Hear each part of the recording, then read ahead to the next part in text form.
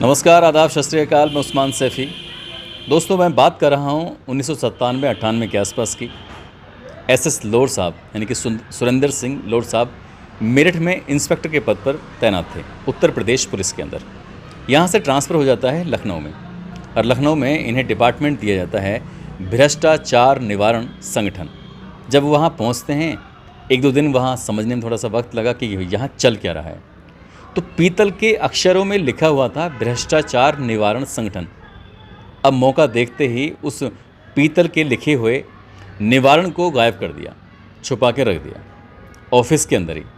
अब दूर से कोई आता था तो दिखाई देता था कि भ्रष्टाचार संगठन। अब उत्तर प्रदेश पुलिस का ये डिपार्टमेंट जो भ्रष्टाचार संगठन लिखा हुआ है, जाहिर सी बात है हड़कंप मचना तय था।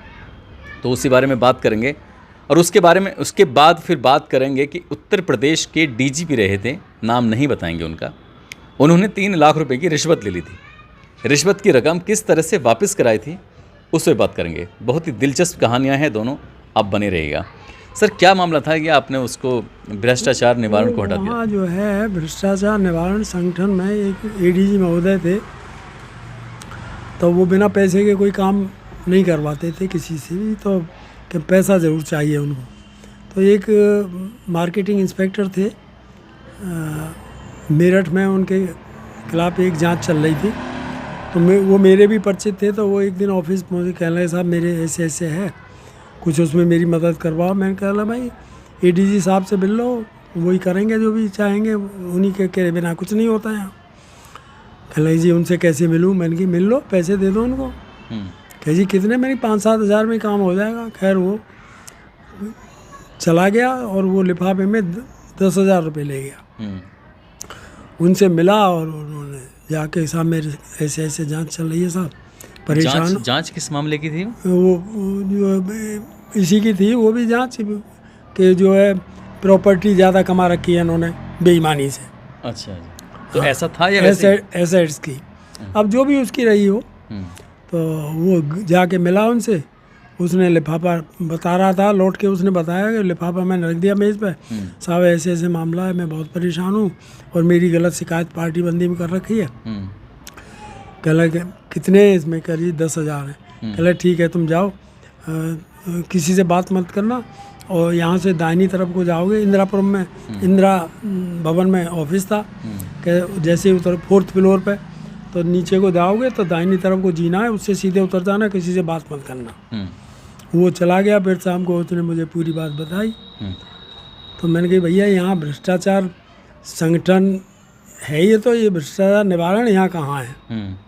बल्कि इसके बारे में वहाँ उस समय के मौजूदा डीजी महोदय से भी मैंने कहा, मैं साहब कम से कम भ्रष्टाचार निवारण संगठन में तो ऐसे रख लो जिनसे कहा जा सके कि जो है वाकई में भ्रष्टाचार निवारण है। वहाँ भ्रष्टाचार निवारण संगठन में भ्रष्टाचार हो रहा है। तो एक दिन ऐसे ही मौका मिला, हमने बीच का निवारण हटा दिया, तो वहीं रख दिया इधर उधर छुपा के। तो हल्ला मच गया, निवारण कहाँ गया, निवारण कहाँ गया? हमने निवारण है ही कहाँ? यहाँ तो भ्रष्टाचार का संगठन है। वो ऐसा भी नहीं था कि बीच में अलग से लिख दो ना, पीतल का लिखा हुआ है? पीतल का लिखा हुआ ना। तो खैर फिर वो बाद में लगू दिया गया। तो बताइए, अब जब ऐसा होगा तो फिर कैसे सही कार्रवाई हो पाएगी? ये तो आपने बहुत अच्छा किया। ये उत्तर प्रदेश की पुलिस के जो कुछ ऑफिसर वगैरह देखेंगे तो ये भी जानना चाहेंगे कि वो एडीजी साहब कौन थे। अब एडीजी साहब का काय को नाम लिया जाए किसी का? समझने वाले समझ भी गए होंगे। वैसे रिटायर हो गए या अभी हैं? रिटायर हो गए। मतलब अभी धरती पर हैं या निकल लिए हैं? अब ये पता नहीं उनके बारे में। लेकिन ये है कि वो समझ जाएंगे कि ऐसा जो है 97-98 में कौन रहा होगा, जो समझने वाले हैं समझ जाएंगे। और भाई बताइए, जब एडीजी और डीजी लेवल पे ऐसा होगा तो क्या होगा विभाग का? एक मैंने जो बताया, एक डीजी साहब थे, मैं उस वक्त प्रमोशन मेरा हो गया था, मैं डिप्टी एसपी कंप्लेंट्स था वहाँ डीजीपी हेडक्वार्टर में। तो वहाँ जो है एक मेरा मिलने वाला था जो मेरे पास रहा था, सब इंस्पेक्टर, वो मेरे पास आया, रोने लगा। कह लगे, मैंने कहा क्या हुआ भाई? कह जी मैं तो बर्बाद हो गया। मैंने हुआ क्या? कह ली ऐसे ऐसे जो है डीजी साहब ने 3 लाख रुपए लिए थे कि तुम्हारा आउट ऑफ प्रमोशन कर देंगे एक मामले में, तो अब डीजी साहब का तो ट्रांसफ़र हो गया, मैं कैसे करूं? अरे मैंने जब दिए हैं तो लेके आ। कह जी लेके कैसे आऊं? डीजी साहब से कैसे? अरे मैंने तू जा, मैंने कहा मैं एक यहीं हूँ। सेकंड, ऐसे भी हो जाता था कि आउट ऑफ टर्न प्रमोशन हो जाया करते थे पैसे देकर? पैसे दे के, इसीलिए तो गवर्नमेंट ने बंद भी किया कि फर्जी इनकाउंटर होते थे प्रमोशन के नाम के, कि आउट ऑफ टर्न प्रमोशन हो जाएगा। फर्जी इनकाउंटर होते थे और पैसे दे दा के जो है वो जो है प्रमोशन हो जाते थे, इसीलिए गवर्नमेंट ने उसको बंद भी कर दिया। तो इस हिसाब से तो बदमाशों डकैतों के साथ साथ कई सही लोग भी मारे जाते होंगे। बिल्कुल भाई, जब जो है ये तो कितने ही मुकदमे चले हैं, सजा भी हुए हैं पुलिस वाले, तो क्यों इनकाउंटर जो फर्जी करते हो आप? अच्छा, प्रमोशन पाने के लिए फर्जी करते थे। हाँ, अब ये गवर्नमेंट ने अब तो बंद कर दिया है इसको। तो दरोगा जी ने भी यही करा होगा। तो दरोगा जी ने अब जो भी कुछ किया होगा, तो उसने कहा साहब ऐसे ऐसे, मैं बोला, मैंने भैया वापस लिया डीजी साहब से। कहने की कैसे वापस लाऊं? मैंने कि मैं यहाँ डीजी ऑफिस में तैनात हूँ, तो मैं कुछ नहीं होने दूंगा, तुम जाओ। मैंने उसको भेज दिया डीजी साहब पे। तो डीजी साहब कहने लगे कि तुम्हारा दिमाग ख़राब हो गया है और जो है मैं फिर डीजी हूँगा। तो उसने कह दिया कि साहब आप डीजी बने, लेकिन साहब मुझे इंस्पेक्टर नहीं बनना, मेरा पैसे वापस कर दो, मैंने तो जैसे तैसे करके दिए थे। तो उससे धमकाया, कहने लगा अच्छा ठीक है कल आना ऑफिस में। ये कौन से सन की बात रही होगी सर? ये बात है 99 की बात है। 1999 की बात है। हाँ। अच्छा 98